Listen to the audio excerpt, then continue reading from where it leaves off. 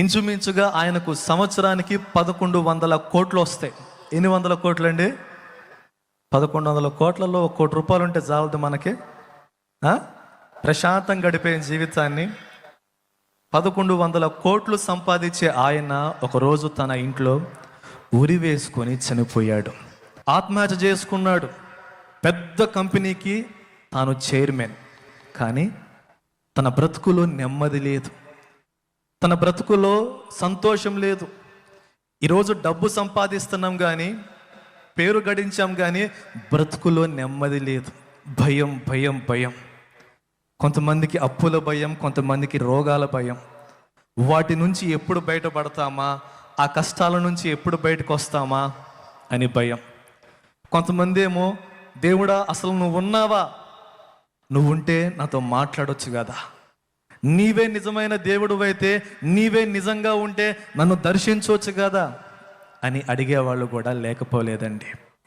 కానో మాట చెప్పనా, ఈరోజు నువ్వు అడగల, ఈరోజు నువ్వు ప్రభువుని అడగల నాతో మాట్లాడని కూర్చున్న సమయంలో నీ గుండెలో ఉన్న వేదన చూసి నీతో మాట్లాడింది నజరేయుడైన యేసు.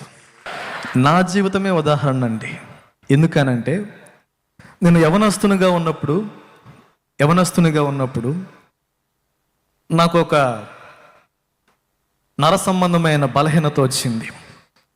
నరాల్లో బ్లడ్ క్లాట్ అయిపోయి, రక్త ప్రసరణ ఆగిపోయి, కాలి దగ్గర నుంచి ఈ నెత్తి వరకు బ్లడ్ పంపింగ్ ఆగిపోయి, చేయి పని చేయటం ఆగిపోయింది, కాలు పని చేయటం ఆగిపోయింది.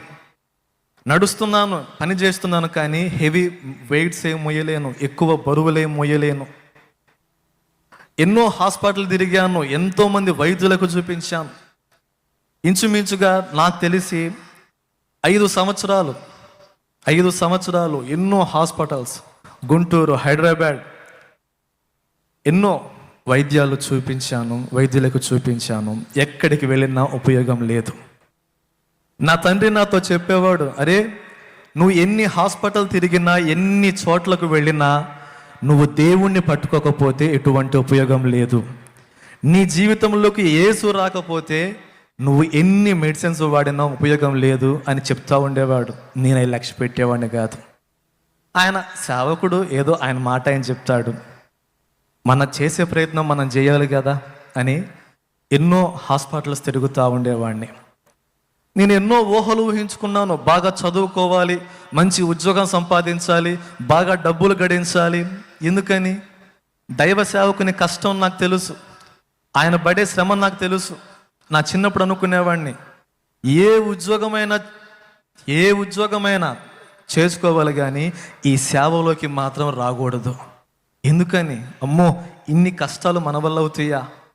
ఈ కరువు, ఈ అవమానాలు, నిందలు మన వల్ల కాదులే, ఈ బ్రతుకొద్దు, మనకి ఏదైనా ఉద్యోగం చేసుకుందాం అని నేను ఊహించుకునేవాడిని.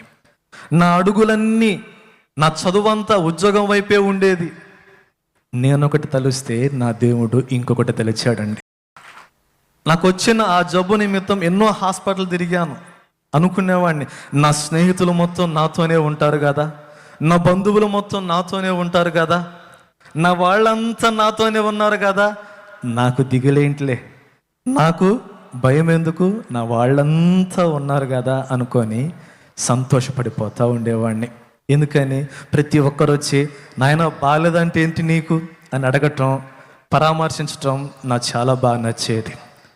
అయితే ఓ హాస్పిటల్కి వెళ్తే ఆ హాస్పిటల్లో ఆయన చెప్పాడు, నాయన దీనికి ట్రీట్మెంట్ జరగాలి అంటే తమిళనాడులో ఒక హాస్పిటల్ ఉంది, అడవిలో ఉంటుంది అది, నువ్వు అక్కడికి వెళ్తే ఏదైనా క్యూర్ అవ్వచ్చేమో అంటే, చేసేదేం లేక తమిళనాడులో ఉన్న ఆ హాస్పిటల్కి వెళ్ళాం. ఆ హాస్పిటల్లోకి వెళ్ళి చూశాను, నాలాంటి పేషెంట్లు ఎంతోమంది ఉన్నారు. అన్ని వార్డ్స్ డివైడ్ చేసి పెట్టారు, అంటే స్టేజెస్ వారీగా, స్టేజ్ 4, స్టేజ్ 3, స్టేజ్ 1, స్టేజ్ 2 అన్నట్లు డివైడ్ చేసి పెట్టారు. స్టేజ్ 4లో ఉన్న వ్యక్తులను చూస్తే అసలు చూడలేకపోయాను. బ్లడ్ పంపింగ్ అనేది ఆగిపోయి, రక్త ప్రసరణ ఆగిపోయి, బాడీ అంతా పాలిపోయి, పురుగులు పట్టి, ఆ రూమ్లోకి అడుగు పెడదామన్నా కూడా అవకాశం వెళ్ళినంత దుర్వాసన వస్తుంది. వాళ్ళని చూశాను, చావు కోసం ఎదురు చూస్తూ ఉన్నారు. వాళ్ళలో ఒక అతను నాతో అన్నాడు, అయ్యా చావన్న రావట్లా, ఏం జబ్బయ్యా ఈ జబ్బు, చచ్చిపోతే బాగుండు, చావన్న రావట్లా అని ఒక యవనస్తుడు నాతో అన్నాడు. 27 ఏళ్ళు ఉంటాయి. 27 ఏళ్ల యవనస్తుడు ఆ మాట నాతో అంటే నా గుండె బరువెక్కిపోయింది. బహుశా నా బ్రతికింతేనేమో, నేను వీళ్ళలో ఒకళ్ళలాగా అయిపోతానేమో. అన్ని వార్డ్స్ చూపించుకుంటా నా వార్డ్ దగ్గర తీసుకొని వచ్చి నన్ను ఒక రూమ్లోకి పంపించారు. ఆ రూమ్లో నేను ఉన్నాను. అప్పుడు దాకా అనుకుంటున్నాను నేను ఏమని, నా బంధువులు, నా స్నేహితులు, నా తల్లిదండ్రులు, నా వాళ్ళందరూ నాతోనే ఉన్నారు కదా అనుకున్నాను. కానీ చెప్పనా, ఆ వార్డులో నన్ను ఉంచి నా తల్లిని, తండ్రిని, నా వాళ్ళందరినీ వేరు చేసి పడేశారు. వేరు చేశారు, ఒక్కడిని ఉంచారు.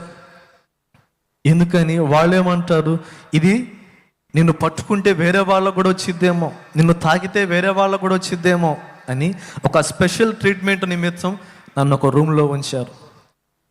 నా రూమ్ పక్కనే కాలేజ్.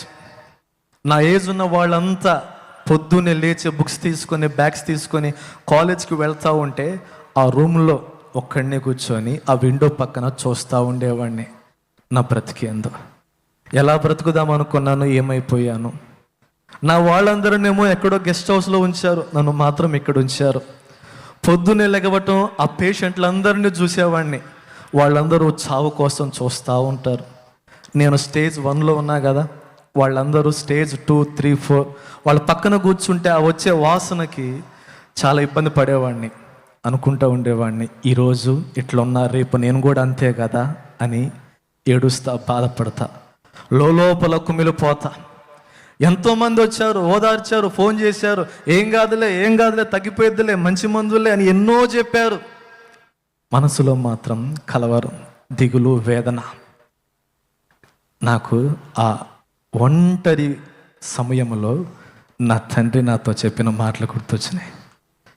నా తండ్రి చెప్పాడు, నాయనా ఒకరోజు నేను వెళ్ళిపోతా, మీ అమ్మ వెళ్ళిపోయేది, నీతో ఉన్న వాళ్ళు మొత్తం వెళ్ళిపోతారయ్యా, నువ్వు ఎక్కడ ఉన్నా ఎలా ఉన్నా నీకు తోడుగా ఉండేది యేసు ఒక్కడే, యేసు ఒక్కడే.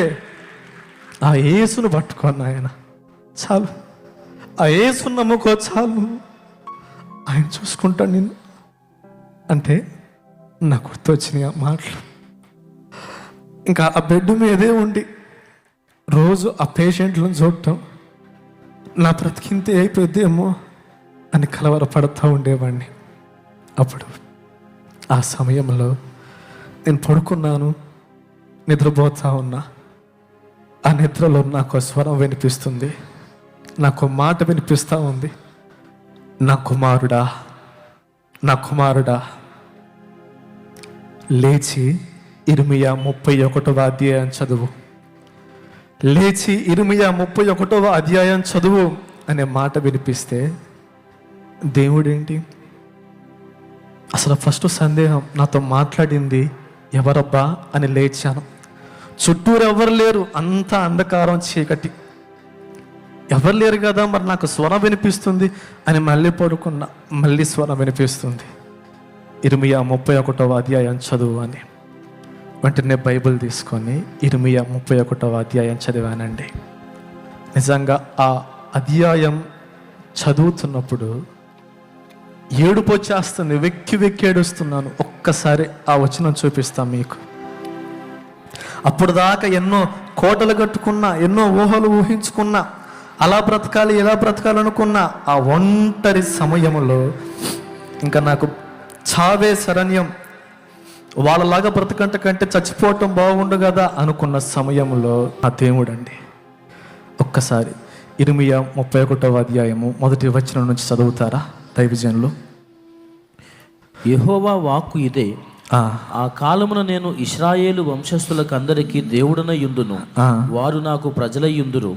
యెహోవా ఇలాగు సెలవిచ్చుచున్నాడు, ఖడ్గమును తప్పించుకుని వారై జనులు అరణ్యములో దయనొందిరి గనుక ఇశ్రాయేలు విశ్రాంతి నొందునట్లు నేను వెలుదుననుచున్నాడు. చాలా కాలము ఈ మాట అండి, ఈ మాట నన్ను పట్టుకుంది. చాలా కాలము క్రిందట యెహోవా నాకు ప్రత్యక్షమై ఇట్లనెను, శాశ్వతమైన ప్రేమతో నేను నిన్ను ప్రేమించుచున్నాను గనుక విడువక నీ ఎడల కృప చూపుచున్నాను. దేవునికి మహిమ కలుగునుగాక.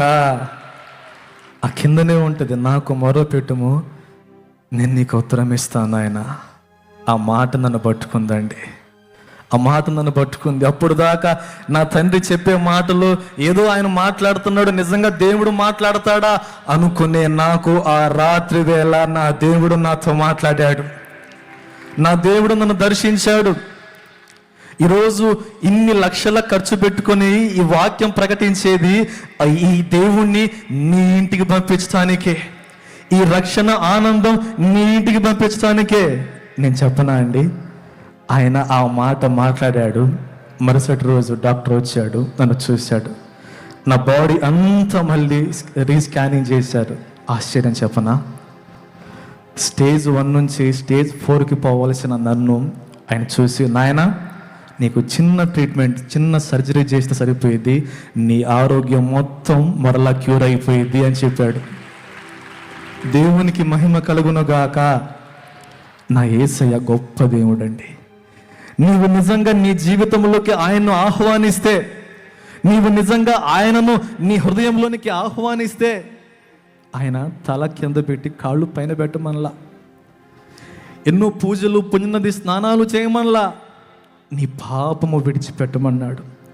నీ పాపము విడిచిపెట్టి ఆ పాప శాప బంధకాల నుంచి, ఆ నరకము నుంచి బయటకు రావాలనే ఆయన నీ కొరకు నా కొరకు ప్రాణం పెట్టాడండి. నీ పాపముల కోసం, నా పాపముల కోసం సిలువలో బలియాగమయ్యాడు. నీ రోగమును నా రోగమును ఆయన భరించాడు. యేసు ప్రభు సిలువ మీద ఆయన వేలాడుతున్నప్పుడు ఆయన తల మీద ముళ్ళ కిరీటం పెట్టారు. వాస్తవానికి మనం మూవీస్లో చూస్తాం, యేసు ప్రభు తల మీద ముళ్ళ కిరీటం పెడతారు, చిన్న ముళ్ళయి. కానీ చెప్పనా, వాస్తవానికి ఆయన తల మీద గుచ్చిన ముళ్ళు ఇంచుమించుగా ఒక ముళ్ళు సైజే 3 అంగుళాలు ఉంటుంది. ఆ తల మీద ఆయనను ఆ ముళ్ళ కిరీటం పెట్టి అదుముతుంటే అది నిలబడట్లేదని కర్రతో కొట్టి ఆ ముళ్ళు తలలోకి దిగేలాగా చిత్రవదగా కొట్టారు. ఎంతో ఎంతో అవమానించి ఉమ్ములూశారు, చిత్రవదగా కొట్టారు. ఈ సినిమా తీసిన డైరెక్టర్ అన్నాడు, నేను యేసు ప్రభు పొందిన శ్రమలను చూపించింది ఒక 10% మాత్రమే, అంతకంటే ఘోరంగా కొట్టారు ఆయన్ని. ఎందుకని? ఏం చేశాడు ఆయన? ఏం పాపం చేశాడు ఆయన? వ్యభిచారిని, అమ్మా నీ పాపములు క్షమించబడినవమ్మా అన్నాడు. త్రాగుబోతులను మార్చాడు, తిరుగుబోతులను మార్చాడు, దొంగలను మార్చాడు, నరహంతకులను మార్చాడు. ఎందుకు పనికిరాని పాత్రలను, వ్యర్థమైన పాత్రలను ఉపయోగకరమైన వారిగా మార్చాడు. ఈరోజు త్రాగుబోతు భర్తలున్న ఇళ్ళు ఎంత అల్లాడిపోతున్నాయో మీకు తెలుసు. త్రాగుడు జీవితం నుంచి బయటకు వచ్చి యేసు ప్రభు నమ్ముకున్న వాళ్ళు ఎంత సంతోషంగా ఉన్నారో కూడా మీకు తెలుసు. నా యేసు ఏ హృదయంలోకి ప్రవేశిస్తే ఆ హృదయం నేను పొందిన ఆనందాన్ని పొందుతుంది. ఈరోజు నాకు సంతోషం, నాకెవరూ లేకపోయినా నా యేసు నాతోనే ఉన్నాడనే సంతోషం, నా యేసయ్య నాతోనే ఉన్నాడు, నా వెన్నంటే ఉన్నాడనే ధైర్యం. నా కోసం అంత బలియాగం చేశాడు, నా కోసం అంత చిత్రవద భరించాడు, నా పాపముల నిమిత్తము అంత యాతన భరించాడు. ఎవరు చూపిస్తారండి ప్రేమ, ఇంత ప్రేమ? నా వాళ్ళు అనుకున్న వాళ్ళు నన్ను వదిలేసిపోయారు. నాతోనే ఉంటారనుకున్నవారు నన్ను ఒంటరిని చేసిపోయారు. కానీ ఏ సమయములోనైనా నా వెన్నంటే ఉన్నది నా యేసు మాత్రమే.